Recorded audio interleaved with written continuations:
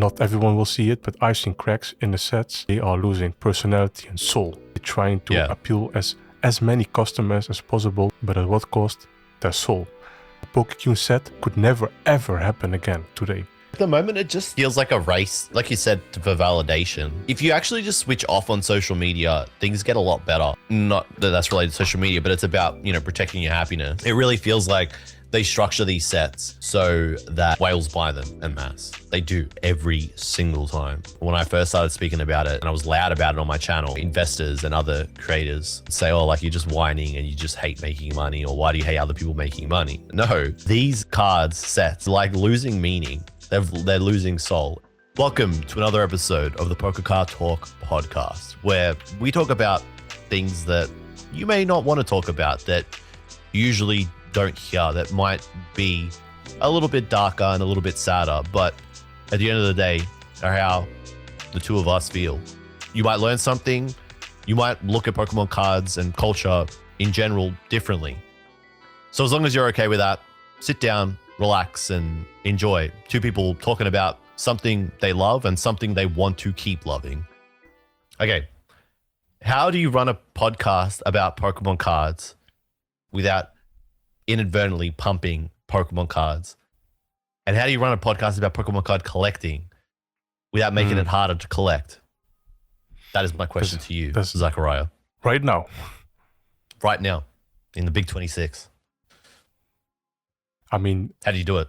I think you will notice in a bit. What I never try to talk is, at least what I'm going to focus on now is, I don't really talk about value, and I will avoid the terms is underrated, or this is stupidly low priced, or this is. It's easier to talk about higher, insanely priced cards than the I want to say the underrated cards right now. Before in 2023, it was easier to talk about it without worry. Now I'm really conscious. Heck, even when I was thinking before this podcast, there's like a PS1 game like Star Ocean. Sorry, not Star Ocean. Star Gladiator. It's like a Capcom I've never game. heard of it. I've heard of Star Ocean, but I haven't heard of Star Gladiator. Star Gladiator Capcom game. It was a failed Star Wars licensed game, so they redid it in its own IP. I want to buy that game. I was gonna think, no, I want to not talk about it. Sorry, I'm in full gatekeeping mode. Dude, this actually looks cool. I want to play this. It's insane. It's insane. I'm going to buy it, and it's like 25 euros, but it is very scarcely available. It's just really uncommon out there. But that's what I'm going to focus about with Pokemon cards as well. I'm going to talk about it, but very conscious. Well, I had this thought because obviously it's been a while since we have run the Pokeca Talk podcast. So to all the avid Pokeca Talk listeners out there, really sorry for the absence. Again, it's always my fault. Zachariah's always keen, but I'm always busy, and I've been going through it. But we're here now, and we made it work. I think we've agreed that we have to do this in the evening for me in Australia, and the morning, or like late morning for you, right? Because the time zones are brutal. But anyway, thank you for your patience. But I was thinking about this because I'm like, how do we start the podcast again? And then also, like, what do we even talk about? Because it's funny you actually mentioned like you're avoiding terms like underrated or like stupidly low or like underappreciated, undervalued. I got pulled up on that on my stream the other day when I was talking about V-Star Universe art rares or character rares. It's just hard because it feels like there's 2 or 3 like card collecting core or like card collecting audiences right now. There's like the everyday collector like yourself, myself. And then there's like this new, which I feel like is like a lot of the listeners of the podcast. And then there's like this second group, which is like the purely high end, like every card is, it's not even about the card. It's about its grade and its value, right? But we could hark on about that and be pissy and negative about that for us till the cows come home, at card shows, vendors, whatever, all that stuff. And then there's like the collecting crew or crowd of like investors or people who are trying to like get product and speculate on product and treat sealed packs as like product. But I don't even know like where we land and like how we talk about things because it's a sensitive time. I was actually what kicked that thought off again for me as well was this card here that I picked up recently, right? And I bought this as a 9 because I mean I never owned this card, right? And I bought it as a 9 because on previous episodes you and I have spoken about how difficult it is to find like vintage in good condition raw. So sometimes I'm not the biggest graded guy, and I eventually will crack this. In fact, I might have just cracked this during the stream this week, right? But the point is, I started tracking down these cards from XY because they are sort of like the original secret special arts, right? And I was like, why didn't I never like try to get these in the past? Like, why didn't I try to get these like a few years ago? But on another Pokemon card podcast, I saw them talking about it, and it's just like, damn, talking about that card or those cards, which have been like underappreciated for so long on a big podcast that a lot of people listen to, is a surefire way to make those cards essentially inaccessible unless you're in that second crowd. It's a weird time and doesn't look like it's getting any better. Yeah. First of all, welcome everyone. We really sorry, forgot. I just talked your ears off. Sorry. Welcome everyone to the Pokeca podcast, Pokeca Talk podcast. Very, very sorry, it already is so long ago, so we forgot to do the intro as well. But yeah, that was it's an interesting take because I'm really conscious what I talk about now, and even if I have it, I am not desperate enough to show to everyone. And you can see it with a great example is the Tomokazu Kumiya cards, and I've probably said it before, and it's almost 10 years that I collect Tomokazu Kumiya cards. For the majority, like up until 2021, nobody cared. At least it was a niche thing, and now everyone seems to like Tomokazu Kumiya, some for the wrong reasons, in my opinion, and there's a lot of fans that like it, but do people really like it? As in, maybe this is like a double-edged sword, as in some people like it to share it on social media for traffic, and then maybe in the meantime they actually really like that artist, if you know what I mean. So there's like stuff going on. It's like in a way they are searching for validation on social media. Hey, if I have 1K likes, then I must like this card or artist as well. And that is what I have been observing. But honestly, as you can see personally, I post way less on X. IG also non-existent anymore. I did post occasionally there. I'm only privately on Discord now, mostly. And YouTube channel is also slowing down. Like for all those reasons, I really like what I have, and I can enjoy my stuff privately. And we are talking about me now, but this is the whole vibe. I think what a lot of people are getting now as well, like you said. And yes, I am a gatekeeper, and I'm not shy to admit that. I want to protect my own happiness, and down to the local. That's the thing. Like I was thinking about this as well. Like gatekeeping just like doesn't work anymore. Like you can't even like if we really felt that strongly about gatekeeping, we would just like not. I would like not talk about any of the cards that I collect. I wouldn't make any videos about anything, and we wouldn't even be having this convo. But I think like fundamentally gatekeeping just doesn't work. But like because if it was gonna work, we all would have done it. But I don't think anybody tried to like hard gatekeep because it was an inevitability post like 2021 and like the whole Logan Paul thing. Like just go look at like all that stuff with the the Korokoro promos that's like popped up.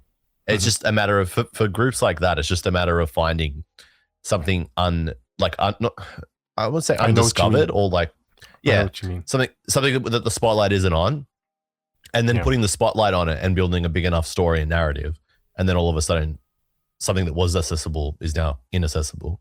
Gatekeeping just doesn't work. But I think slowing down. Yeah, Yeah. it's like change in terminology and like how you talk about it. Because like Yes. I don't want to come on. I don't want to come in here. Like I want to come on the podcast and like talk about Pokemon cards, talk about what's been happening recently. You know what I mean? Like have fun, have a good conversation. I don't want to come on and always talk to you about how like doom and gloom everything is, and I don't think you do either. But to continue having like conversations about Pokemon cards and collecting and trying to create a space where people can collect and like you can introduce collecting to people in like a healthy and sustainable way. You have to talk about it. You have to talk about Pokemon cards, obviously. So it's just about changing the terminology. Yes. Yeah, it's just stamping out stuff like it's undervalued, it's underrated, and it's just like, hey, this is pretty cool. And that's about it. You know what I mean? I know what you mean, because for me it's a lifestyle. You know, it's been almost 10 years that I'm doing this. You are also in like 7 years now, and it's a lifestyle, at least for me. With all the activities that I'm doing, I run PokeGuardian, which also, I swear to say this, I'm not on top of most of the stuff anymore, because just the core basic stuff, my own Pokemon League, I am trying to prepare to step down from organizing after 10 years. And it is not that I don't want to do it, but it is really just to protect my own happiness, to like this hobby. Because right now, personally for me, and again, I can't speak for others, right now, there's so much change going on. And like you say, people that are discovering 30 years worth of content. Yesterday it was the Deoxys Lenticular card. Tomorrow it will be another like versus movie deck or whatever. Of something like that, or what you say, core promo. And that is inevitable. What you can do is, or what I do is, again, I just don't speak about it, because maybe I have it, maybe I don't. And even if I do have it, I'm still not going to talk about it, or maybe only private groups. Again, it's not to hurt anyone, but there's people indeed that just want to spend, solely to spend, and boast on social media about it. Again, that's not a crime, but there's no passion for I want to say radiating. And 5 years ago, I could just talk about it. I think this was more a niche thing. And what has now become niche is Japan 5 years ago was quite still, getting mainstream. But now what I'm seeing is everyone, shopping in Japan, again, consoles, retro, just the whole LARPing stuff, if you know what I mean. It's basically, It's like, at the moment, it just feels like a race, like you said, for validation. I mean, if you actually just switch off on social media, things get a lot better. Like I felt, and I think maybe that's kind of like, maybe in a way why you're stepping away from your responsibilities at League. Not that that's related to social media, but it's about, protecting your happiness. I found that I was just like getting tilted looking at stuff on social media. Whenever I see this card is like blown up in value, and it's because someone's made some viral video or whatever, right? It's just like frustrating to me. And then making Pokemon cards and collecting, like you said, something that's like your lifestyle on fun, just protecting your happiness, stepping away from it and not looking at it is a really good way to fix it. Because like, whenever I do that and I come back to it, I'm okay with it. But like, I'm okay with the state of things. But yeah, it's a weird time. And like, for many months, people have said, and I've been trying to convince myself as well, like once this 30th comes and goes, things will settle and calm down. But I actually don't think that's going to happen, dude. And like too much is like in it now. Like there's too many players. The stakes are too high for some of those groups. It's like the way it is now is very likely here to stay. Maybe some kind of like cool off, but it's not going anywhere, Like I said, for me, it's a lifestyle. For them, it's also a way of a lifestyle. And as you invest in this, for them, it's not a hobby, maybe it's an investment, but still, it is a lifestyle. It will affect you in daily life.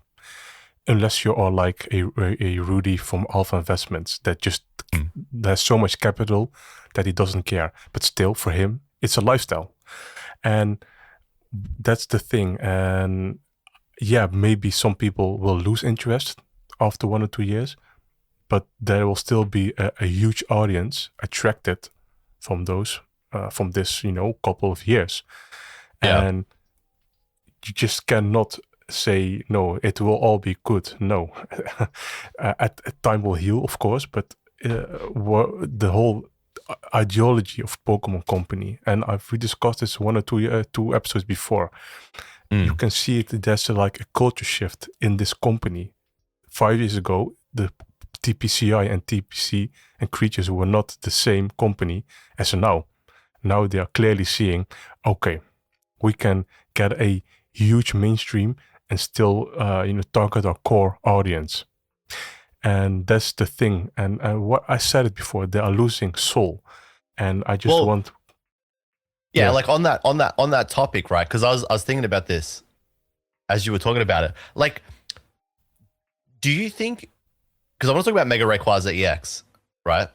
The SAR from Storm Emeralda. Do you think that maybe there's like some element of all of this hype and attention and the change and the shift in the way people collect and the groups that are collecting?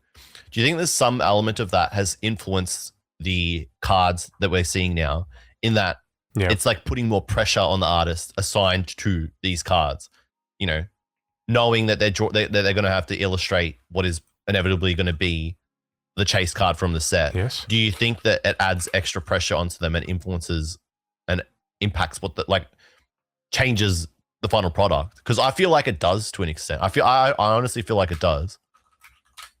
I mean, they were certainly wary of what they are creating. And for example, again, 20 years ago, there was no social media.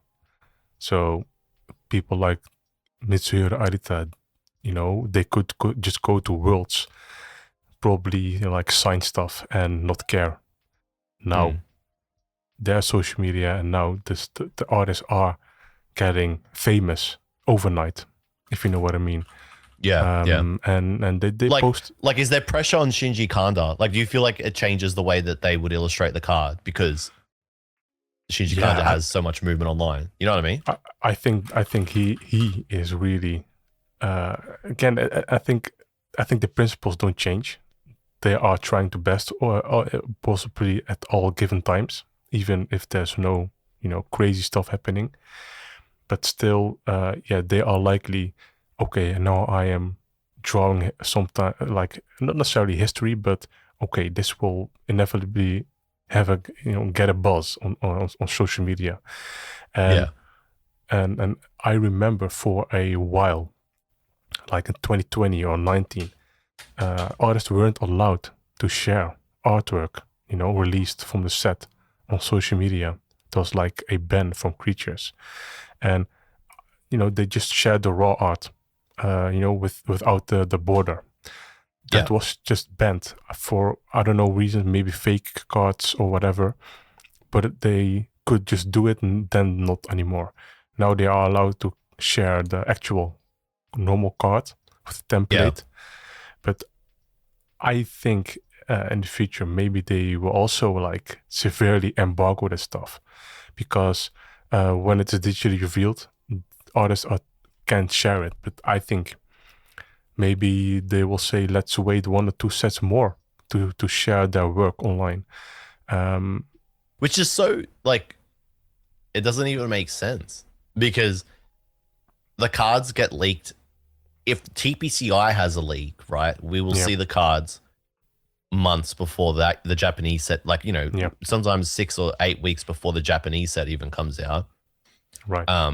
But if that doesn't happen on the TPCI being the English side, so if Ninja Chaos Spinner in English was Ninja Spinner, Chaos Rising. Sorry, Chaos Rising was the English version of Ninja Spinner, and we saw the Mega Greninja EX by Susumu Maya, like, I don't know, it felt like it was like 2 or 3 months leaked.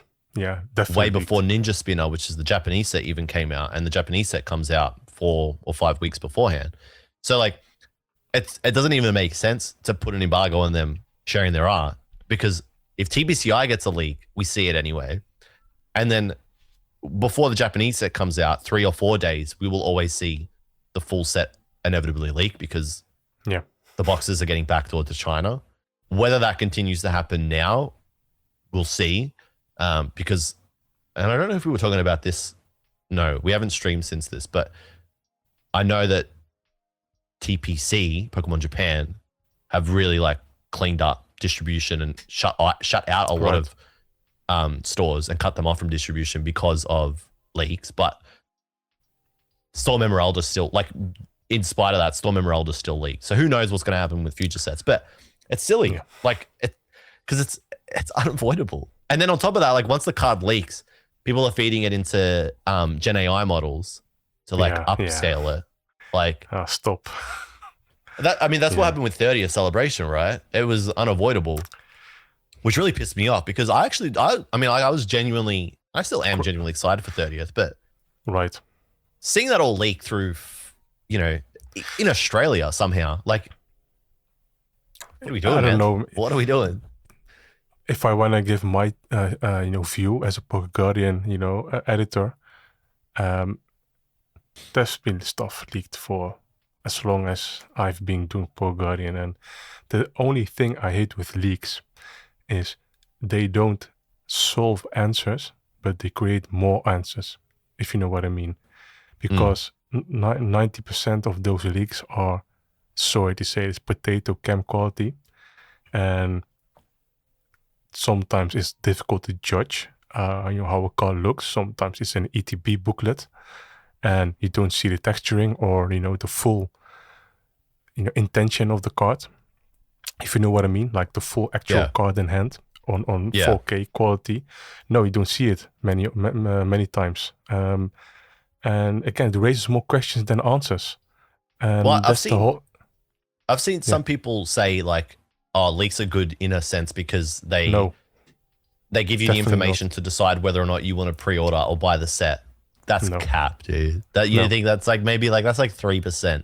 I'm pulling a number out of my ass, but like that has got to be less than 10% of the Pokemon card consumer base that are like, oh, I was on the fence, and I can decide now that I've seen the leaks. Come on, man. No. the thing is, while it's good to be always be informed, again, don't get me wrong, I would prefer Pokemon to reveal it themselves fully, if you know what I mean. Yeah. So I can have actual content to work with, and people can see the quality images, the way they are intended to be, published by the actual creator.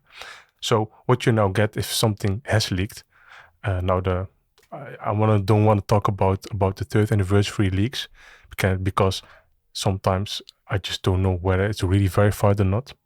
Yeah. But there are interesting cards being revealed, and no, I'm not going to touch it. Not going to talk about it. But again, what it does is, I'm certain that Pokemon Company doesn't like these, because again, I don't think they do. No, either. No. Again, and what that's other topic two. Maybe TPCI does. I would say maybe like the English side does, right? No. No. Both. I know, because there's like people have. I got asthma at the moment. People have speculated that the leaks are semi-intentional because they build hype. But again, I think that's like giga cap, because we don't need to build any more hype for this set. It's sold, like pre-order sold out before any of these leaks even happened. So pre-orders sold out, and we'd only seen Ren's Espeon and Umbreon and Yoshiroten's Pikachu, Mewtwo, FUR. Right. We hadn't seen all these other leaks, so that's a lie. But and I don't know, man. I don't know. Those leaks happened before Pitch Black released, so I'm very certain TPCI don't want any additional content that Japan hasn't approved of to be actually leaked ahead of certain sets. You would think that if they didn't like it, we would have seen heads roll by now, but you just don't. It's frustrating, and I don't think it's like, well, yeah. Like I don't think it's for. Sorry, go. Sorry, go. No. No, the thing is, TPCI, as long as there's no address, or certain identity attached to this person, you can send everything you got, like private investigators, but in the end, what does it matter at some point? The thing is, we will never probably hear about the internal, issues, incidents that happened, because likely they will again never talk about it. There's NDAs attached to those employees. So instead of tackling the people that leaked this online, they will likely investigate what has actually happened within those facilities, how it got leaked. They gotta get these guys. And like, I don't think it's fortuitous to say, or like holier than thou to say that talking about leaks and sharing them is wrong. Like, I just personally, well, for me it's twofold. I like the romance and the suspense and like the intrigue and the mystery before I see the set. You know, when I think back to when I was a kid and I was excited for GameCube or PS2 games, right? Part of, like, I was excited for games that ended up being terrible, you know? Sonic Heroes, right? I was so excited for Sonic Heroes, right? Yeah. And it was an average, it was a 7, 8 out of 10 game, right? It was like whatever.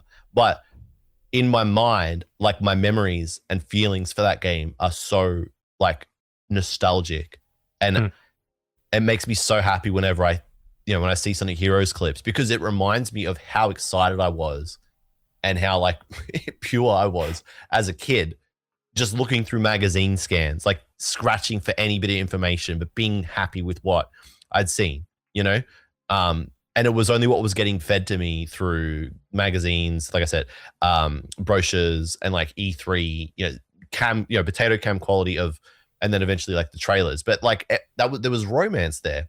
Now I think about all these cards when they get revealed, and I'm like, I got revealed, like the card got leaked to me because it popped up on my timeline because some fucking rip and shipper in China got it early and was selling packs for $160 per. I'm like, cool. And I'm just never going to remember it.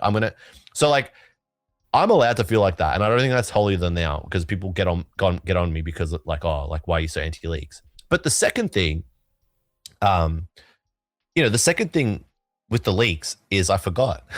It's twofold. Oh, there's got to be like there's just got to be some like justice and punishment for it. Because like, I don't know if you remember when New Super Mario Bros. On the Wii leaked about like 8 days before launch in Australia. Do you know this story? It doesn't resonate with me. It's been so long. Basically, in Australia, some guy went to EB Games or like a game store. They had the games there already, and they, for some reason, sold it to this guy, right? And this guy goes online and he's like, "Hey, I got New Super Mario Bros. Wii early," and in a forum, and all the people in the forum were like, "Prove it by doing this," and they explained to him how to rip the ISO, right? So he rips the ISO and upload it to prove it, and he's like looking for validation online. So he does it. He uploads it, and then the game leaks 8 days before. And back then, like, New Super Mario Bros. Wii was like huge, the relaunch of like 2D Mario. Yeah, it was like a big deal, and the Wii was like had sold gangbusters at that point. This game was gonna, and it did eventually. Like New Super Mario Bros. Wii did end up fucking selling really well, right? Oh, wasn't there a Red Wii sold as well? Yeah, that's right. Yeah. Anyway. Yeah. Nintendo came, this was like, I think it was like a week or two before, but Nintendo came down on this guy like a ton of bricks. And in the end, they sued him for 1.3 million, which is a lot of money, right? He didn't go to prison. But over the course of his life, this guy has to pay back Nintendo $1.3 million. Now that happens to like the regular person. Like, if that happens to you in Australia, that, depending on where you live, could be 2 entire houses, like 2 different properties. In Victoria, it's like 1, right? It's like 1 property, right? Depending on where you live. But that is a lot of money, right? I just don't, and like, you might say that I'm like pro corpo in this instance, but there's more layers to it. They should be going after these guys, and it cannot be hard. They are showing it on live selling platforms like Whatnot, whatever the platform is in China. Like, they can go for these guys. They just don't. And it would set an example. I think both companies would like to have control at all times for such reasons. But honestly, I'm not sure, again, what internally happens. Again, of course, I think they care because, again, they want control over what they release. But I think they are maybe, again, this is my speculation, maybe are very touchy, as in maybe if we do crack down on a leaker, and we set an example out of it. It would stop if someone if a whatnot streamer got whacked with a $1 million fine in a lawsuit, but right? The thing is, pay damages back. It would stop, dude. It would stop. But the thing is, the momentum they have, will it impact them? Because this lawsuit will likely stick around for like certainly a year. Like, hey, the Pokemon ninjas have clamped down on. Well, it's about sending a message. Did they send a message on the Terror Leaks? I don't know why they didn't. They should have. That is an actual insane. That is a very good point. But that's insane. Why did they send the message to him? That was like thousands of employees' personal information as well, not just like information about Pokemon games. It's an actual crime, and indeed. But I don't know if they actually caught the leaker, the hacker, I want to say in this case. But I have not seen them send a message on Pokemon, .co.jp, like, we will, hunt you down or something like that. This is like an exaggeration, but no. I've seen was it internal messages that we are aware of this hack incident happened, and that's it. Goodbye. But I've not seen that we will, submit it to police for investigation. But no, silent. And again, I don't know what. It's sad. Like, I think I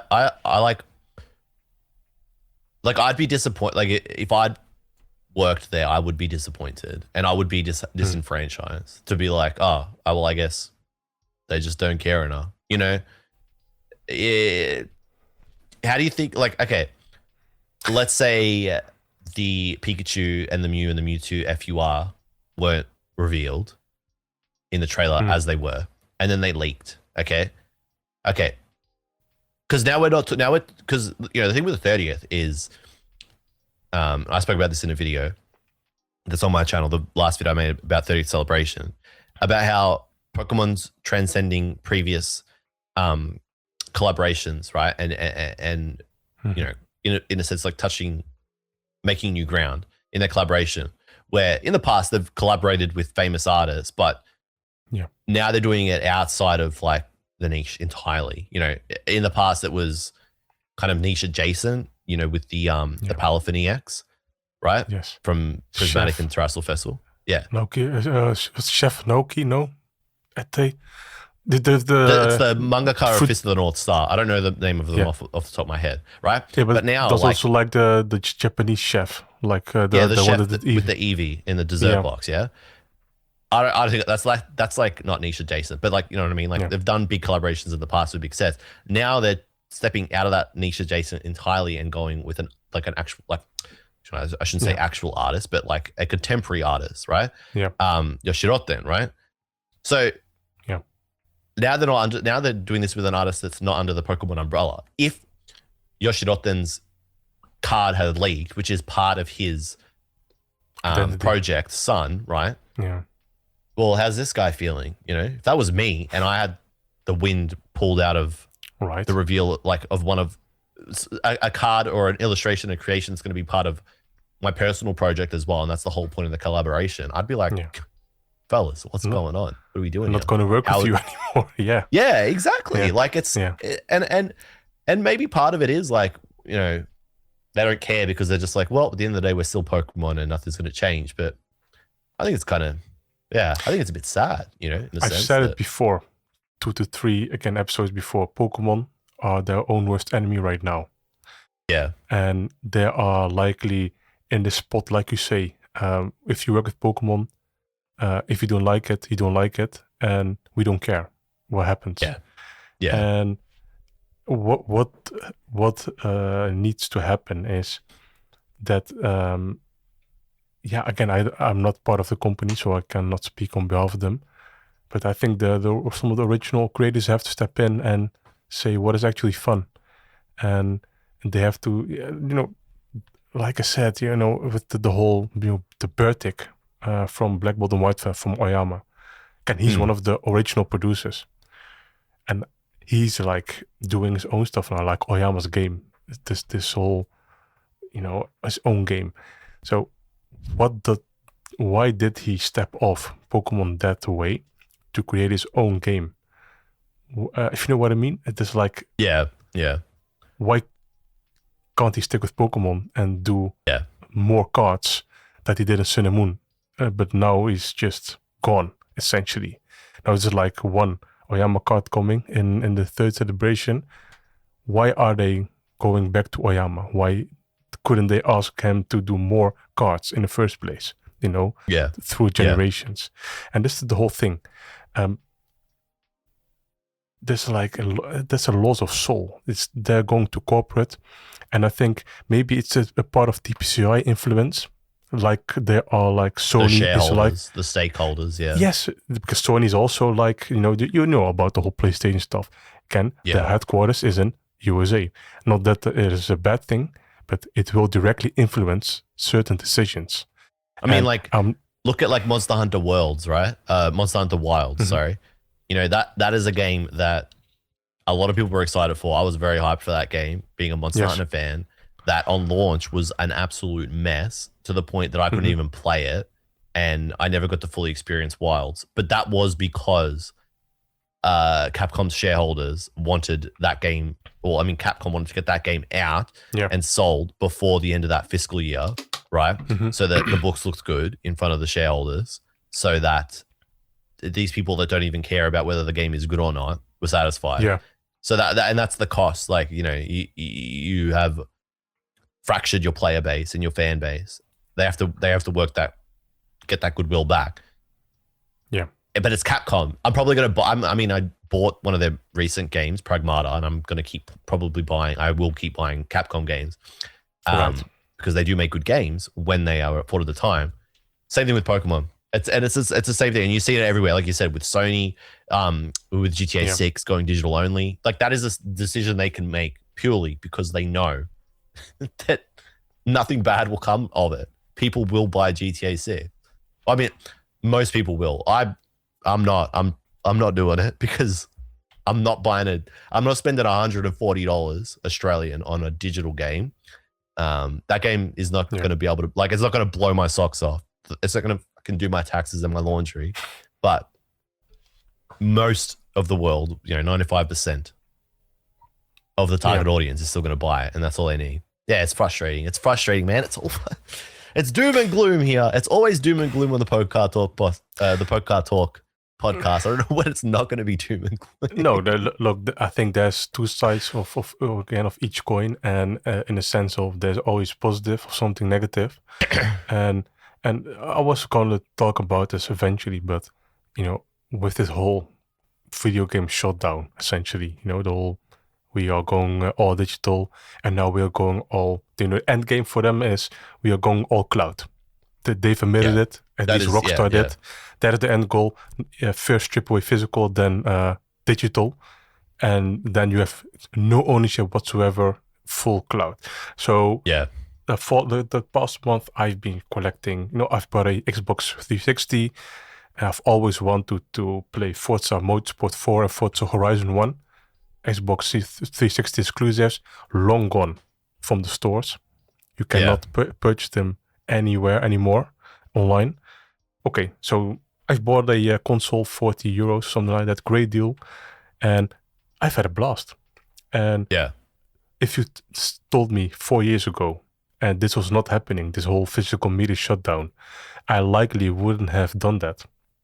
And again, I found new enjoyment in buying the old.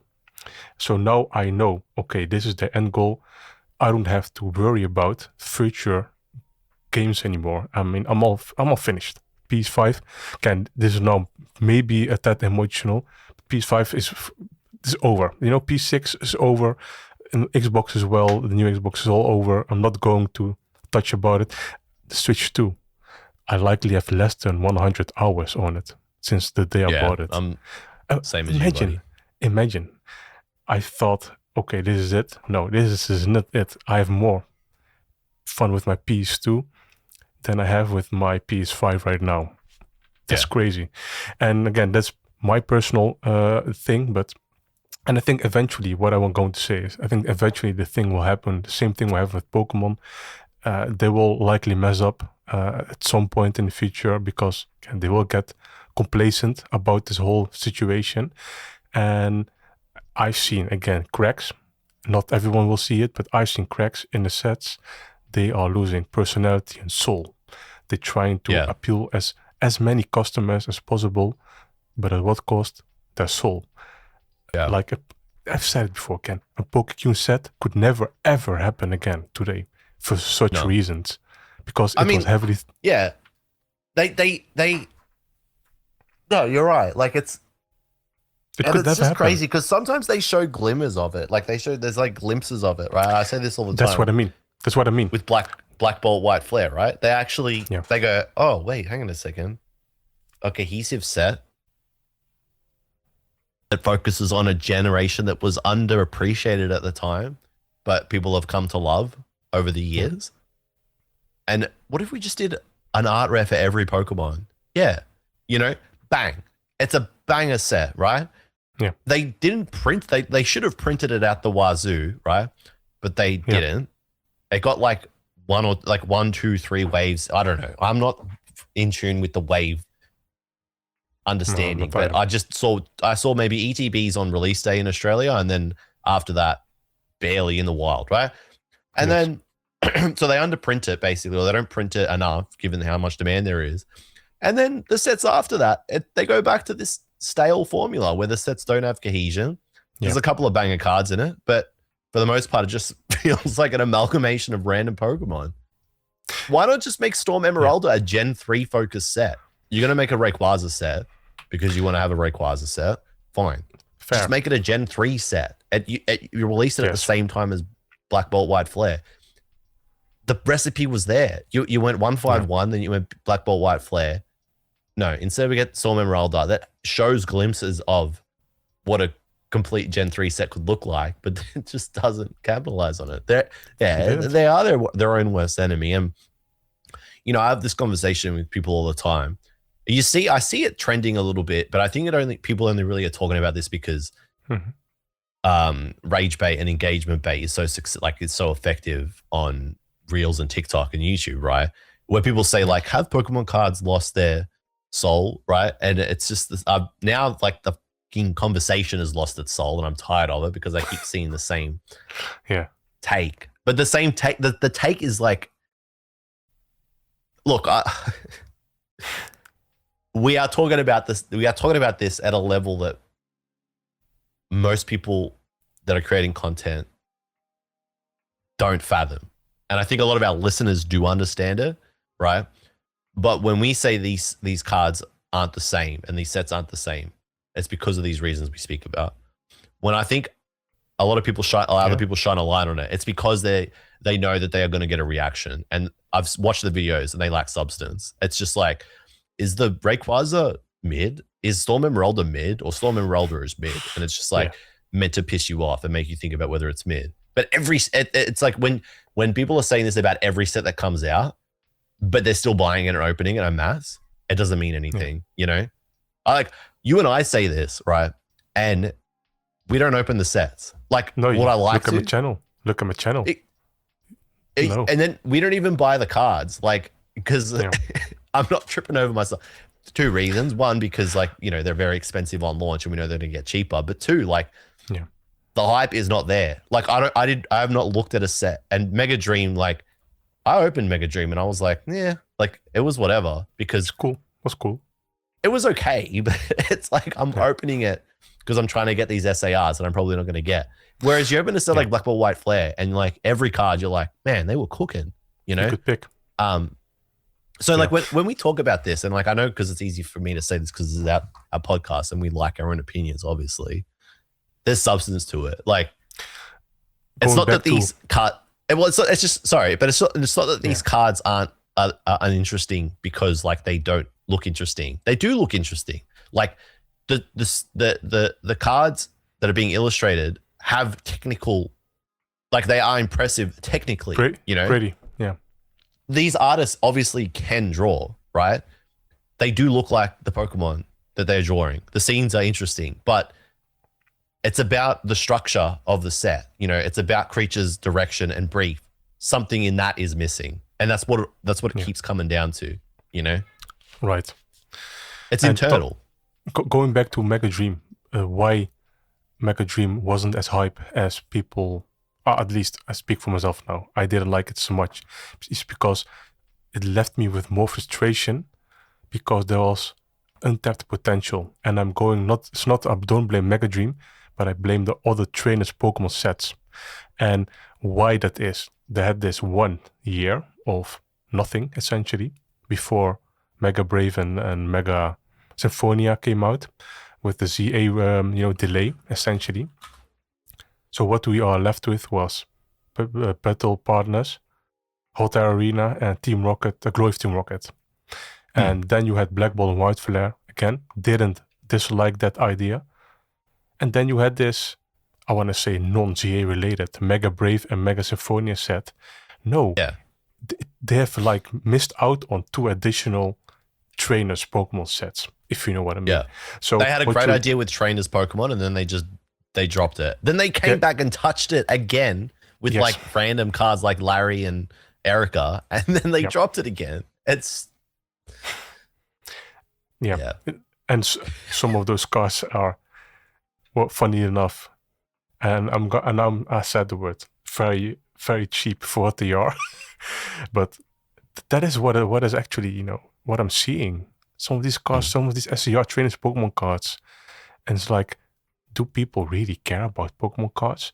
Because I want to say trainers Pokemon, and this is my opinion, are like the pinnacle of Pokemon card emotions.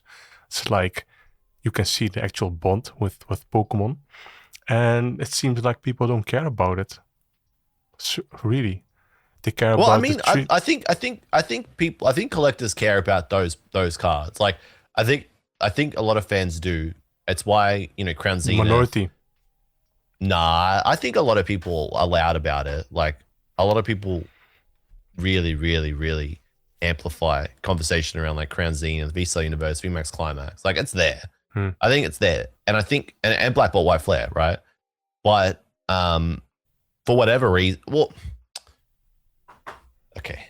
Is it a minority? Well, let's think about it. Because it depends on what your definition of a minority is. Okay. If you're, we're going deep. Or was the people that are investors the loud minority? That's what I'm saying. Yeah. Is it group 1 or is it group 2? Is it the collector? Because I know the collector loves it. But if like I speculate, and you speculate, TPC and TPCI are targeting that second group, which is the group that gets the card on launch, grades it immediately, flips it, goes for the black label, big sale, 25,000. If that is who they're targeting with these sets, then yes, we are the minority. Yeah. And that gap is getting bigger and bigger and bigger. Because like, I have this conversation with my friend, and we should get, honestly, guys, we should get Joe Guyman on the chat, on the stream, right? Because he'd love to spit, right? But I have this conversation with him a lot because he is so disenfranchised. Like, he is a massive Pokemon fan, loves collecting, and he has a very deep collection that he's collected over the years. Yeah. But he has no love for it anymore. He's like so burnt, right? And he gives me he gives it to me a lot, and it's warranted, right?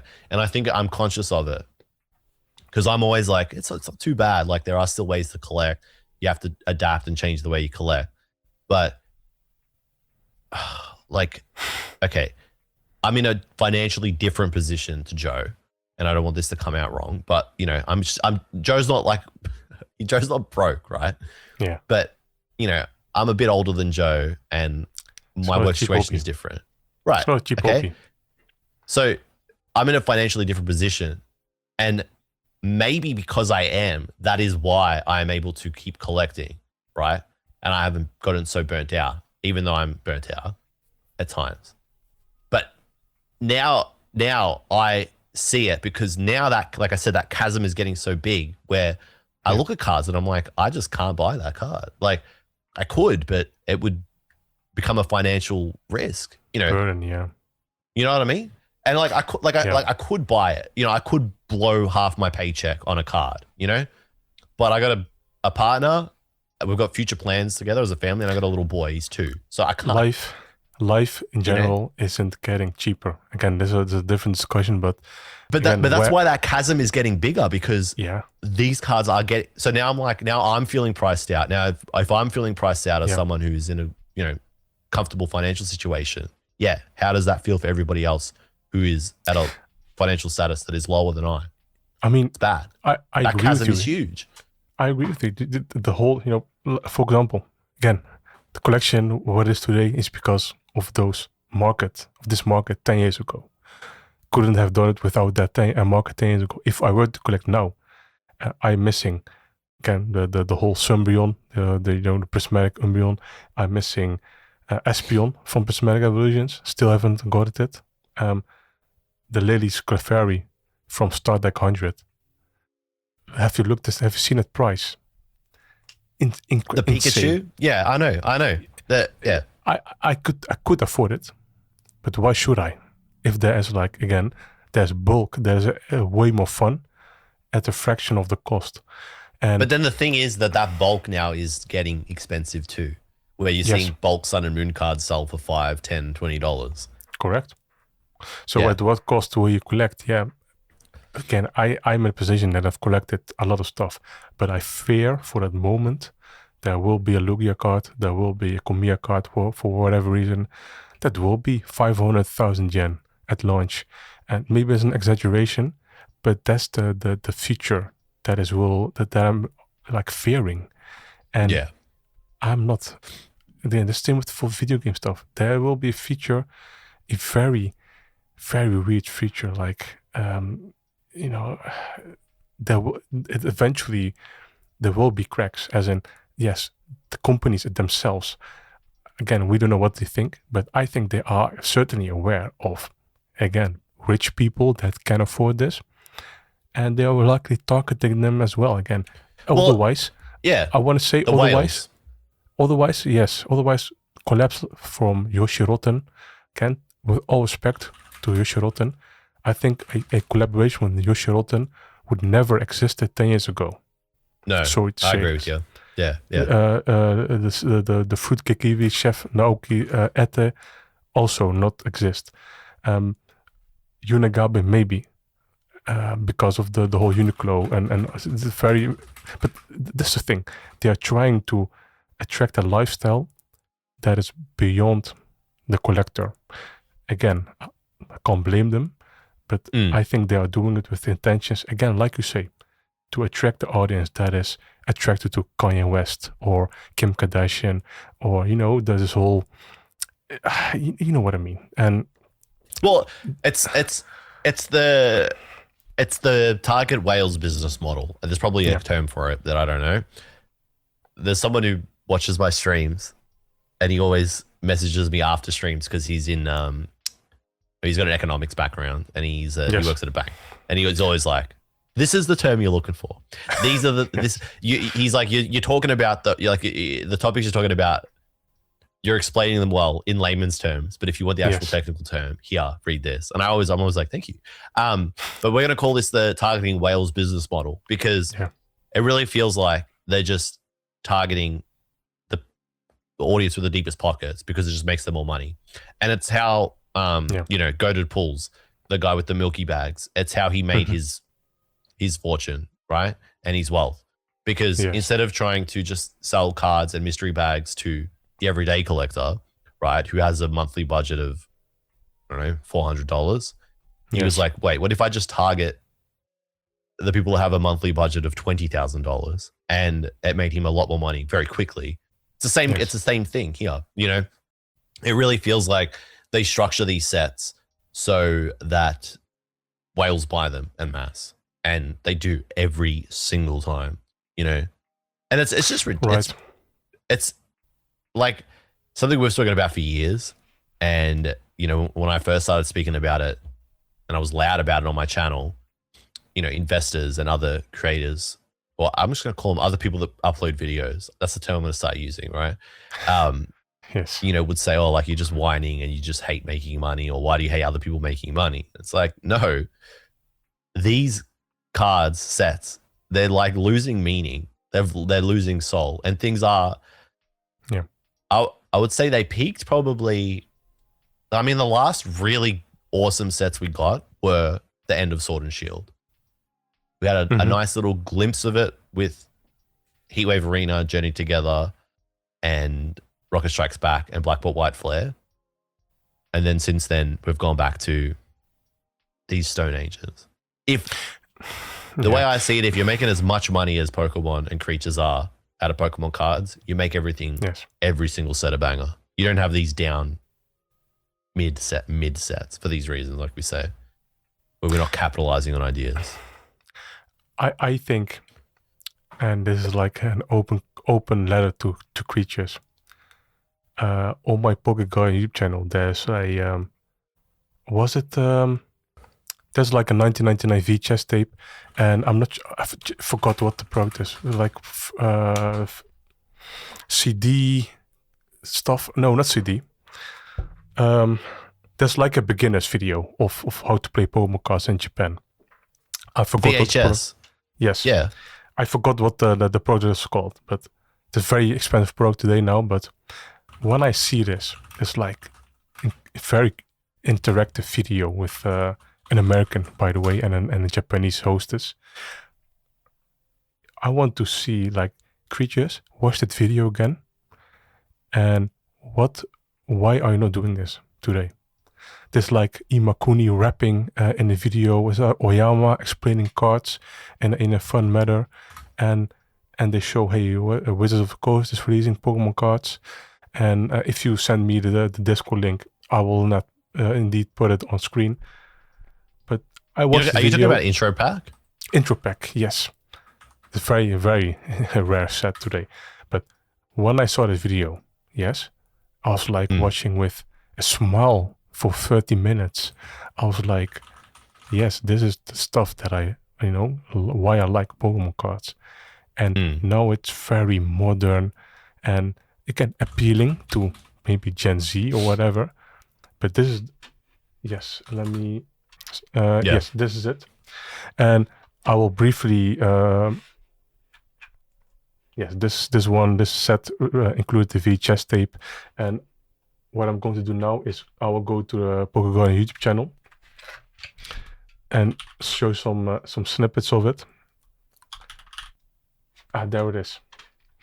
So I try to. You can likely hear the audio, right? I have transcribed it with AI, by the way, and tried to clean it up. But oh wait, is this on your channel? This is on the PokeGuardian channel. God damn, I had no idea this was on your channel. So look at it, man.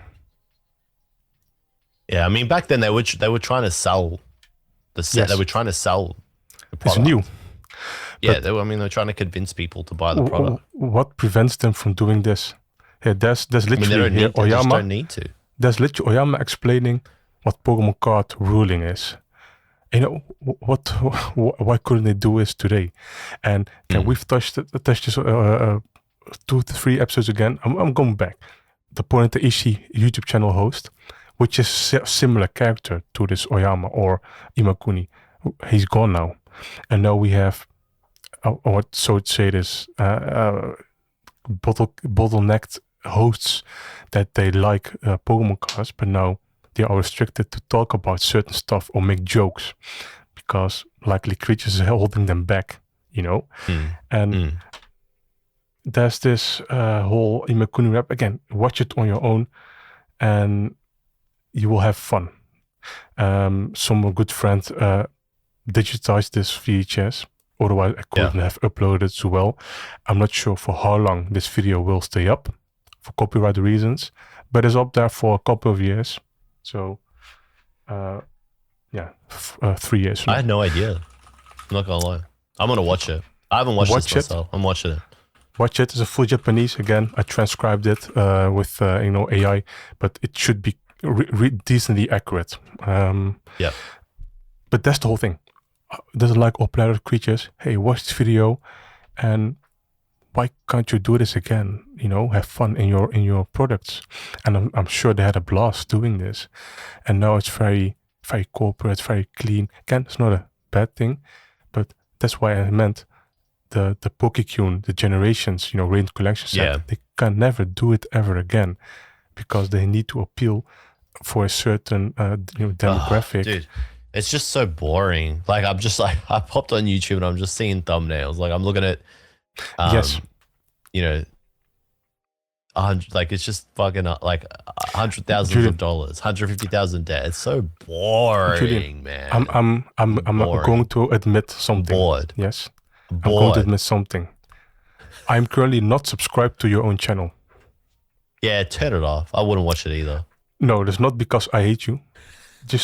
I just no. You don't want to get recommended, and you hate me. No, not by you. It's not a you thing. It's not personal. It is really. I just cannot stand many people, and this is my opinion. I cannot stand many people because, again, I am not a saint or whatever, but if I don't like something, I'm not going to watch it. And maybe this is my take, but this whole thing, I like what I like. Right now, I like certain things. Right now, I don't like certain, scenes. And I try to focus on the things I really like. Otherwise, it will be grim.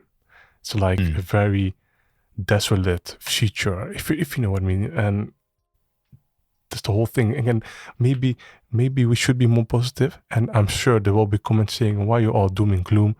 I don't care. And what I at the beginning said, this is really Pokeca Talk. This is real talk. This is the motto of this podcast. This is real talk. There will be space and time for, fun and positive talk. But this is the reality of what I am right now. I'm enjoying it in my own private life. I don't feel obligated to share my happiness with everyone else, and I'm not forcing you as well to do it. And I can talk about cards. I have this full deck box ready. But let's do this. The last card that I truly said, okay, this is really fun, was the Boss Coffee Giovanni promo. That's the last card, the last promo. I thought to myself, okay, this campaign is awesome. Boss Coffee Bomber Jacket, you can win as well. And there's an awesome promo that costs below 1,000 yen at the time. Great. Why couldn't they do this like every month or 3 months? There's literally 0 promos right now that I could think of. This is fantastic. I can't. Yeah. I think the last one that was really more fun is the slow poke gym promo. But now all the people caught the wind of it as well, because with the pitch black check lane blister, and and it's like zoomed in, and I know. Yes, but that's it. Yeah, I mean, I don't watch any. Like, I don't watch any. You've heard me, dude. I'm not gonna harp on it. I'm gonna leave the joke. No, I don't watch any. I don't watch any Pokemon card content myself on YouTube, and I will click off it if it. I mean, I open Instagram to look at funny reels and share stupid reels with my friend. Most of the time I get tilted when I see Pokemon card content reels, because I'm just like, God damn, it's just a pick me contest, and it's not even about the actual card and culture behind it. And I mean, you got to, like we said at the start, like you got to protect your happiness, otherwise you will learn to hate the thing that you like, or like you will eventually hate it. Right. And again, maybe I'm in a weird position because I am literally on top of the news. I know what's coming. I know, for majority, a lot of information. So that's like a double-edged sword in that sense. I'm not getting surprises. The only surprise I'm getting is from Pokemon themselves, basically. So I'm in a unique position, likely. But I can definitely understand you as well, and a lot of the audience that's likely watching. Again, I'm expecting a lot of comments related to this whole thing. But I think that's the reality. Again, maybe for us both right now. And I'm not going to lie about it. It is really a thing. And I'm seeing it at my own local level as well. Pokemon League, the other leaders and everyone else, they understand why I'm stepping down from my organizer after 10 years. It's not because I don't want to. It is because I have to deal with everything else around it. And that saps away energy. And also because the other leaders need, more control. I am a control freak in that sense, because I want to run everything the way I want it. So you may understand that. Well, you just gotta do the things that you like. That's it. Yes, period. that's it. In everything, Yeah. I've had this conversation, with other creators, because make it, and because I did actually. We don't want to run this up too long because I know you've got stuff to do. But I wanted to talk to you about PokeGuardian and why you've slowed down, but you've already inadvertently answered it anyway, because it's something that you started with passion, and now that passion is fading, and so you're less enthusiastic, you're less motivated to be up to date and post about it. I've been reading. I read your recent articles, and I'm like, dude, you just wrote this. I'm like, brother, you just wrote this to get it done. There was a due date. You stamped it, post it. That was it. It is what it is. It's not your usual standard, and I know it's not because you're lazy. I know it's just because you're caring less, and I can't blame you. I'm even going further. There have been nights I said, isn't it better that I just pull the plug out? But I just can't right now. But I've thought about it. Who am I appealing to? There's people that just don't want to read the accurate information. There's an audience that does follow, but I see companies and social media that have more followers than me sharing my information in their own way. And sorry to say it, but that's a whole other episode. But that is what I'm seeing. So I'm thinking, who am I doing this right now? And for that reason, I also stopped the Patreon, because the whole integrity is number one for me. I stopped Patreon because I'm not trying to show off. There's a lot of ad revenue coming the past 1 or 2 years. Okay, I don't have to take people's money from their support. Just stop. I have enough. And it's never about the money thing. If it was about the money thing, you would have seen a very different type of content approach. But that's the stance I have right now.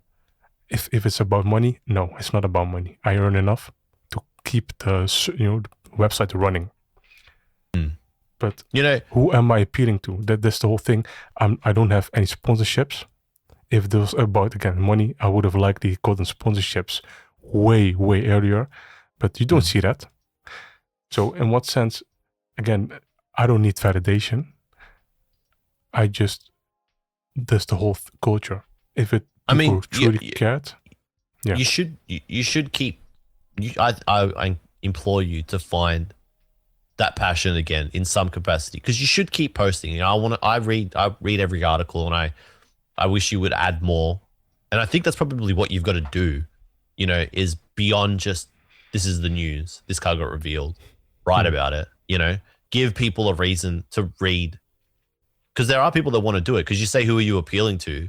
And they are there. Like the people that listen to this podcast, I've been asked so much since we stopped to do another episode with you, to the point where it was like, I'm an asshole for not doing this at this point. You know what I mean? Because these people want to listen to it and to hear us talk, and we're not doing it.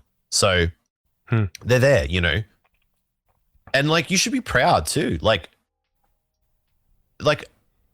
I don't want to put words in people's mouth or assume things, but Pokemon JP and Art of Pokemon, the website, Yes. Now, I mean, Kev made that because he wanted to, he is passionate, but I have no doubt that part of that passion comes from him being pushed and, excited to add his passion into the space, because he was maybe inspired by what you've done, you know, and the way that you approach sharing Pokemon card news, you know, because when I look at Art of Pokemon, I see a lot of similarities in the approach between Art of Pokemon and PokeGuardian. Obviously, you do different things, right?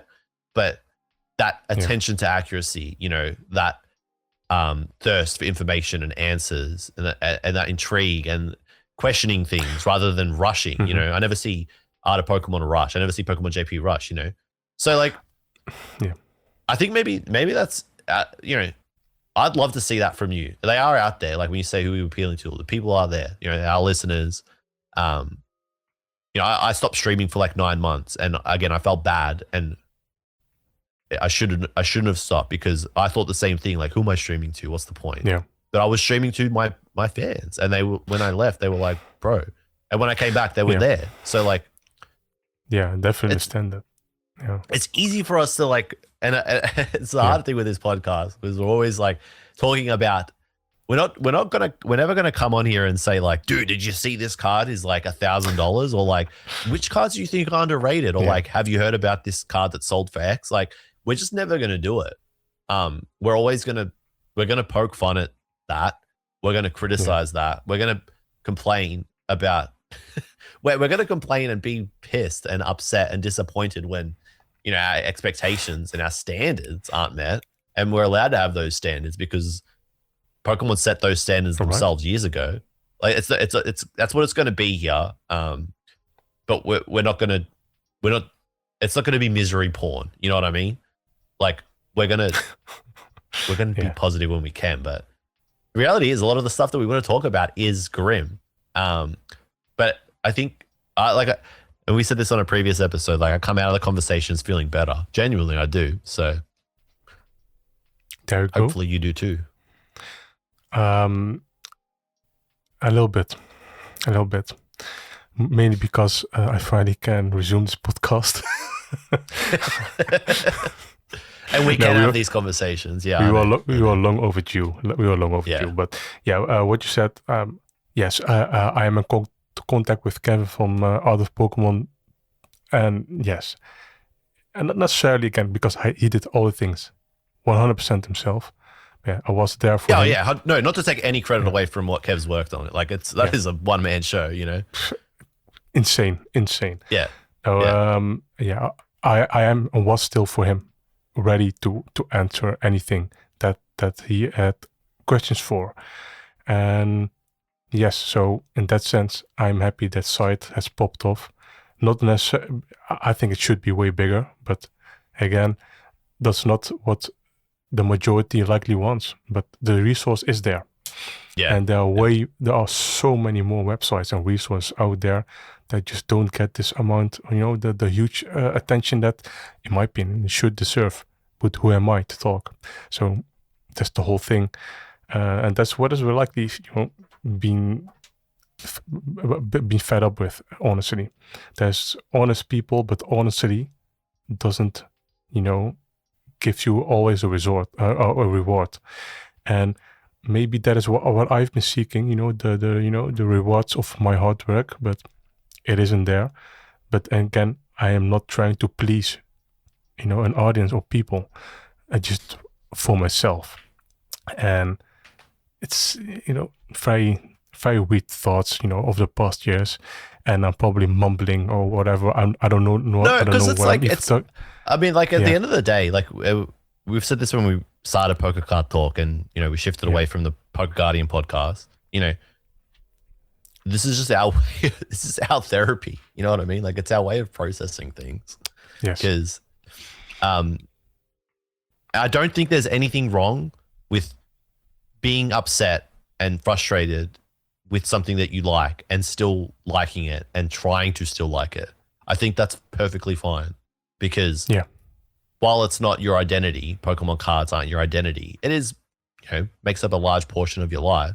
And I think about it a lot in that how like it's a big part of my life now where it wasn't. It's way bigger than it was. So I'm like, well, if I got to live with it, I got to find a way to live with it. Yeah. And this is our way.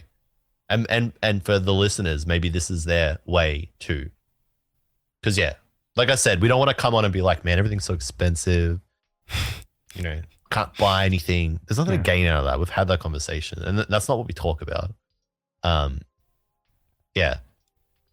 Again, final words for me.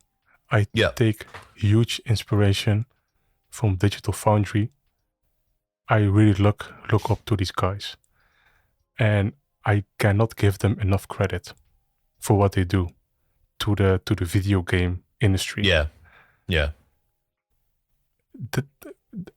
Why are they not bigger? They are big, don't get me wrong, but I want to say they are not as widely celebrated as they should be, because they know that technical stuff.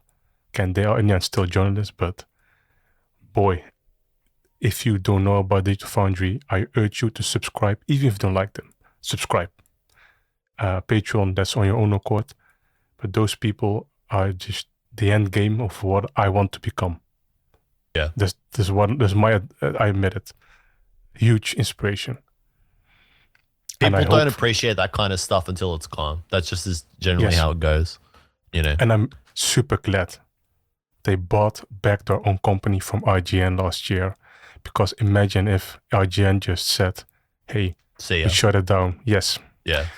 So, I mean, go have a look at Microsoft and how many studios they've just exploded because they went on a spending spree and then shut down, and how many people have lost their jobs, and how so many, it's a conversation for the next episode, many games and IPs and stories go unfinished now. Yeah, there's a lot, and it's sad. And it sucks. And if it can happen to those big IPs, it could happen to Pokemon. There's no reason. And I think I'm starting to, like, I want to start talking more about how they are not invincible and indestructible and infallible, because no brand is, you know. No. You see it a lot. People saying like, you know, Charizard's never going to do an ACL, or, you know, get into legal trouble or anything when comparing Pokemon to sports cards. It's like, I wouldn't be so sure about that, you know, because big companies, big IPs misstep all the time. Look at Disney. I mean, it's still Disney, but they are nowhere near what they used to be. And they're only as big and profitable as they are now because they've just blanket bought so many other IPs. And they started operating as a business and less like an animation studio. It can happen to any brand and any IP. Next episode, I'll talk about, I've discussed this with you in private, talking about more about culture shifts. And there's a very interesting culture shift that I've seen between Black and White, X and Y, Sun and Moon, and this whole gap of, you know, between Sun and Moon and what it is today. I'm going to tackle that. I think people will never. You know, Pokemon is video game and TCG mainly. I think many people into the TCG have not checked video game information enough. So I will show you the relation between video game, TCG, and culture shift. Next episode. I'm ready. I think very interesting theory. Let's do it. Thank you, everybody, for listening to another episode of the Pokeca Talk podcast. It was great to have you here. Thank you so much for your patience. Remember, you can listen on Spotify, Apple Music, Amazon. I'm just saying words now. YouTube. Wherever you get your podcast from. There you go. Any podcast format, you can listen to it. Make sure to check out PokeGuardian.com for your news. Okay, J Love YouTube and Twitch for me if you like me. Thank you, Zach, for your time. You're welcome. Thank you for you, the listener, and let's see what you have to say in this conversation. We'll see you next week. We look forward. We'll see you next week. It's a promise. I'm there. All right, I'm there too. I promise. I swear. All right. See you later, everybody. Goodbye. Bye-bye.